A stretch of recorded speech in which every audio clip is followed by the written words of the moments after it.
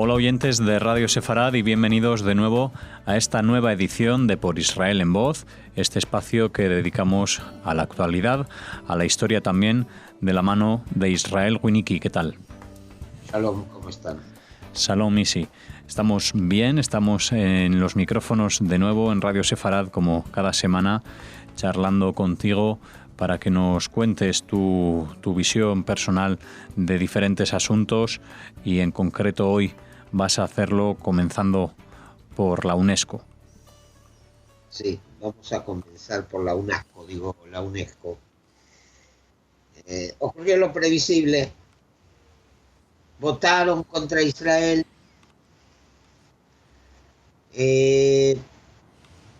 Decidieron que la ciudad de Hebrón es parte del patrimonio cultural palestino. Fantástico. Ellos reclamaron como parte de su patrimonio cultural la ciudad de Hebrón. Muy bien, se les concedió. Como también se les concedió la ciudad vieja de Jerusalén. Ahora ya tengo la lista de los próximos pedidos de los palestinos para que se declaren su patrimonio cultural en la UNESCO. La Torre Eiffel, la Basílica de San Pedro, la Fuente de las Cibeles, el Estadio del Barcelona, la cancha de Boca, y por supuesto la Luna. Y por supuesto se lo van a conceder porque forma parte del patrimonio cultural palestino.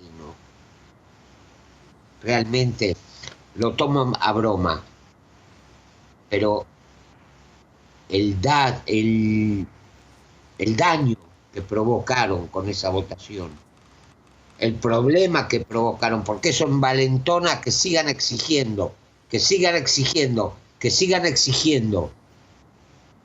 y así están haciendo que Israel quede cada vez más como país ocupante de su propia tierra, de su propia historia y de sus propios monumentos. Una de dos: o se cambia la UNESCO, o, como diría un conocido mío con respecto a las Naciones Unidas y todas sus dependencias, barajar y repartir de nuevo, cambiarlo todo, terminar con una UNESCO que es un instrumento político, terminar con una Comisión de Derechos Humanos que lo que menos hace es defender los derechos humanos, terminar con un Consejo de Seguridad que lo que menos hace es preocuparse por la seguridad, y permitir solo que estados democráticos, realmente democráticos, sean miembros de la organización. Y perdonen si estoy un poco exaltado, pero a nadie le gusta que lo despojen de su propia historia. ¿Cuál es, y si hablando de historia, la parte histórica que corresponde a Hebrón, de la que nos puedas hablar para determinar que exactamente corresponde a Israel esta ciudad y no a Palestina? Primero vamos a partir de la base que los documentos que presentaron los palestinos parten del siglo XIII, cuando los mamelucos se apoderaron de la ciudad. Pero, según la Biblia, en Hebrón, Abraham compró la cueva de Macpelá para sepultar a Sara, su esposa. Ahí fue sepultado Abraham. Ahí fue sepultado Isaac con Rebeca. Ahí fue sepultado Jacob con Lea. Cuando los 12 espías fueron enviados por Moisés, Caleb ben Yefune, el hijo de Yefune, miembro de la tribu de Judá, estuvo en Hebrón. Esa ciudad le fue entregada como heredad. También fue entregada como heredad para los levitas, porque los levitas no podían tener tierras, pero sí les daban ciudades donde habitar. Y una de ellas era Hebrón, que también era ciudad de refugio para para homicidas involuntarios. En Hebrón fue coronado rey David y ahí reinó durante 7 años. Vamos a tiempos más cercanos, porque la historia antigua de Hebrón es muy larga. Ujú. Vamos a tiempos más cercanos. En Hebrón, a partir del... siempre hubo una comunidad judía que se vio incrementada a partir del siglo XVI con la llegada de muchos cabalistas a la ciudad. A partir del fines del siglo XVIII, muchos miembros del movimiento jasídico se establecieron en la ciudad. Hubo una comunidad judía floreciente, religiosa, en Hebrón hasta el año 1929. ¿Y por qué hasta el año 1929? Porque en ese año turbas árabes, un viernes a la noche, cuando toda la comunidad judía estaba entregada al descanso sabático, se largaron a matar. Asesinaron a más de 60 judíos. Los pobres sobrevivientes, muchos de ellos muy malheridos, pudieron huir hacia Jerusalén. Y acordémonos que en esa época estaban los británicos al mando en la zona, pero no intervinieron. A partir de 1929 dejó de haber judíos en Hebrón. Recién en 1967, después de la Guerra de los 6 días, muchos descendientes de aquellos que sobrevivieron a la masacre se volvieron a establecer en la ciudad. ¿Querés más títulos de propiedad? Bueno, esto es lo que atañe a esta última resolución que ha establecido la UNESCO y a raíz de esa petición que hacía Palestina, un tema del que seguro volveremos a hablar aquí en Radio Sefarad. Quiero aclararte algo, Sí, perdón. claro. Según los reglamentos de las Naciones Unidas, solo pueden ser miembros de la UNESCO estados. Palestina todavía no es un estado. Es más, solo los estados miembros de las Naciones Unidas. Y Palestina está como estado observador. O sea que no puede pedir nada en la UNESCO. No puede presentar nada en la UNESCO. Sin embargo, lo hacen. Van en contra de del propio reglamento de las Naciones Unidas. Bueno, pues con esa aclaración, si te parece, vamos a cerrar el tema de Hebrón y sí, vamos ahora a centrarnos en una fecha concreta que llega mañana, el 17 del mes de Tamuz, el día en que comienza un mes de ayuno. No es un mes de ayuno, es un mes de duelo. Son 3 semanas de duelo. Hay 6 días de ayuno en el calendario judío. Uno es el día del perdón, Yom Kippur, que es de origen bíblico. El único en realidad de origen bíblico. Los otros fueron establecidos por los sabios. Y son el 17 de Tamuz, el 9 de Av, el ayuno de Gedalia, el 10 de Tebet y el ayuno de Esther. Vamos a someramente hablar de no del 17 de Tamuz, antes de entrar en el tema, sino de los otros. El 9 de Av es el día en que fue destruido el templo.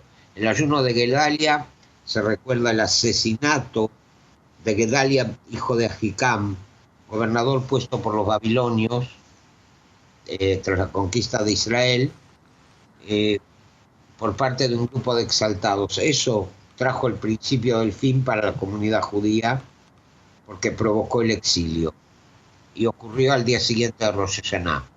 El 10 de Tebet es el día en que comenzó el sitio de Jerusalén. El ayuno de Esther es el día previo a Purim, en que se recuerda que la reina Esther pidió que durante 3 días se ayunara. Ahora, ¿qué es el 17 de Tamuz? Es el día en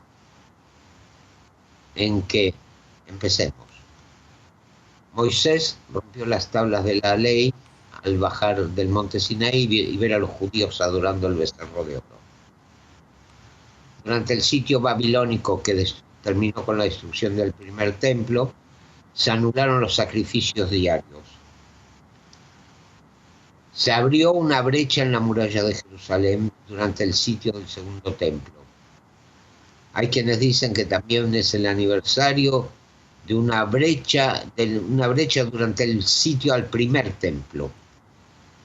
Un general romano póstumo quemó un rollo de la Torá y erigieron un ídolo en el templo.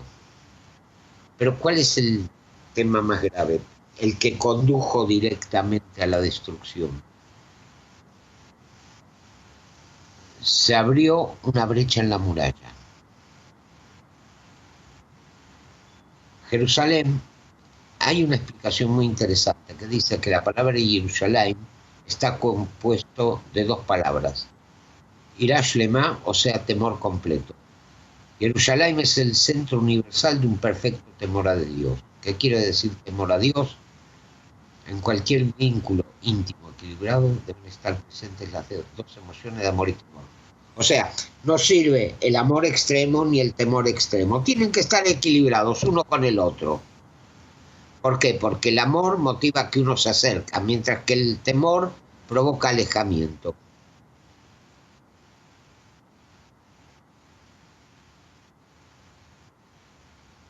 Hay diversos niveles de temor. Temor al castigo, temor a perjudicar el vínculo o temor a agredir o defraudar a otro. Por ejemplo, si alguien llega a su casa y su esposa está durmiendo, se cuida de no hacer ruido por temor a despertarla. Ese temor puede deberse a la posibilidad de que lo eche de la casa enojada por haberla despertado.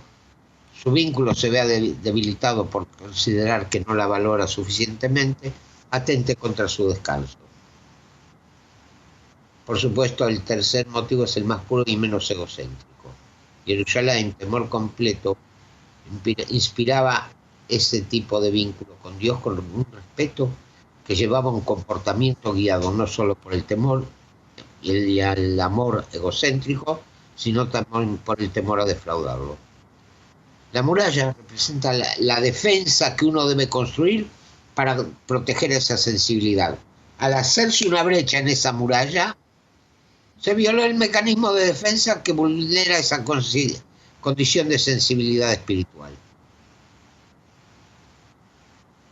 Ese es el significado de la apertura de la brecha en las murallas. Se destruyó la brecha que separaba el amor del temor, que equilibraba el amor y el temor.